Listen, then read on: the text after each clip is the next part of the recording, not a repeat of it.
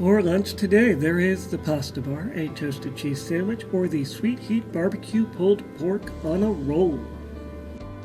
Some apps need access to photos to work, which can be changed in settings. If you go to settings and scroll down to find the app that's giving you trouble, you can find photos and make sure it's selected all photos, because none or selected photos might not allow you to add the photos you want or to add new photos in the future.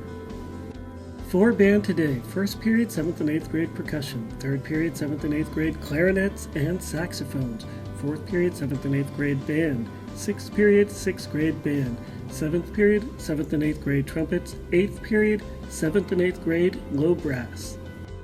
Sixth grade students, if you would like to sign up for chorus for next school year, the sign-up sheet is in the cafeteria. If you have questions, contact Mr. Brady. Sixth grade students are also reminded that free school physicals will happen this Friday. If you have one, your teachers have a schedule so that you can know when you are supposed to report to the nurse's office. Don't forget that in 2 weeks, ELA PSSA testing will begin April 25th through the 27th.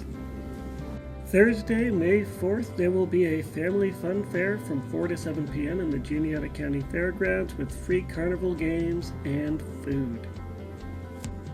8th graders, it's time to start thinking about the dance. It will be Friday, May 12th from 6 to 9 p.m. in the TJHS gym, and it is free. Dresses will be made available in the library for any ladies who would like to check them out. Please check the benches outside the office for any lost items. Eventually, anything that is not claimed will be donated, so find your stuff and take it home.